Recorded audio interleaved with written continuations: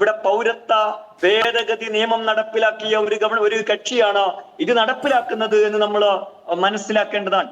അതേപോലെ ഈ രാജ്യത്തെ ന്യൂനപക്ഷങ്ങളുടെ സ്ഥാപനങ്ങൾക്കെതിരെ, മതസ്ഥാപനങ്ങൾക്കെതിരെ ഇപ്പോൾ തന്നെ അലിഗഡ് ദർഗ വരെ അത് ക്ഷേത്രമാണെന്ന അവകാശവാദം ഉന്നയിച്ചു കൊണ്ടിരിക്കുന്ന, അതേപോലെ ഇങ്ങനെയുള്ള ധാരാളം കേസുകൾ ഈ രാജ്യത്ത് സൃഷ്ടിച്ചുകൊണ്ടിരിക്കുന്ന ഒരു കക്ഷി നേതൃത്വം നൽകുന്ന ഗവൺമെന്റാണ് ഇത്രയും കാലം ഈ രാജ്യത്ത് ഈ സമൂഹത്തിനുണ്ടായിരുന്ന ഒരു അവകാശവും അധികാരവും എടുത്തു കളയാൻ ശ്രമിക്കുന്നത്. അത് എന്തിനാണ് എന്ന് വളരെ വ്യക്തമല്ലേ? സാമാന്യ ബുദ്ധിയും ബോധവുമുള്ള ഏതൊരാൾക്കും മനസ്സിലാക്കാൻ കഴിയുന്ന, അവർ ഇതിന് പുറത്തും ചെയ്തുകൊണ്ടിരിക്കുന്ന അലിഗഡ് ദർഗയുടെ ക്ലൈം പോലെയുള്ള മറ്റ് നിരവധി പള്ളി പ്രശ്നങ്ങൾ പോലെയുള്ള, ദർഗാ പ്രശ്നങ്ങൾ പോലെയുള്ള വിഷയങ്ങളിൽ കാര്യങ്ങൾ കുറെ കൂടി എളുപ്പമാക്കാൻ, ബാബരി പ്രശ്നം എങ്ങനെയാണ് ഈ രാജ്യത്ത് പരിഹരിക്കപ്പെട്ടത്, അല്ലെങ്കിൽ അവിടെ എങ്ങനെയാണ് രാമക്ഷേത്രം നിർമ്മിച്ചത് എന്ന് നമുക്കറിയാം.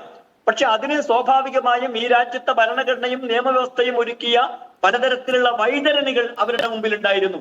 ആ വൈതരണികളെ എല്ലാം ഇല്ലാതാക്കിയിട്ട് മുസ്ലിം സമൂഹത്തിന്റെ ആരാധനാലയങ്ങളെയും സ്വത്തുക്കളെയും ഇല്ലാതാക്കുവാനും അതിനെ പരിവർത്തനം നടത്തുവാനും ഈ രാജ്യത്തെ മുസ്ലിം പേരുള്ള നഗരങ്ങളുടെ പേര് മാറ്റുക എന്നത് ഗവൺമെന്റിനെ ഉപയോഗിച്ചുകൊണ്ട് സംഘപരിവാർ നടത്തിക്കൊണ്ടിരിക്കുന്ന ഒരു പദ്ധതിയാണ്.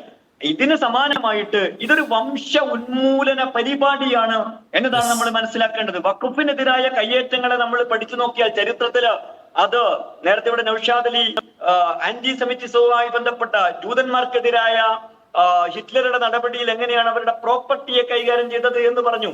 മുസ്ലിം സമൂഹത്തിന്റെ ചരിത്രം പരിശോധിച്ച് നോക്കിയാലും സ്പെയിനില് മുസ്ലിം ഉന്മൂലനത്തില് അവിടുത്തെ വഖഫ് പ്രോപ്പർട്ടികളെ ആ ഭരണകൂടം എങ്ങനെയാണ് ഈ വംശോന്മൂലനത്തിന്റെ ഭാഗമായിട്ട് കൈകാര്യം ചെയ്തിട്ടുള്ളത് എന്ന് ചരിത്രത്തിൽ നമുക്ക് കാണുവാൻ സാധിക്കും. ഒരു മുസ്ലിം സമുദായത്തിനെതിരായ വംശീയ പദ്ധതിയുടെ ഭാഗമായി മാത്രമേ ഇതിനെ കാണാൻ കഴിയൂ എന്നാണ്.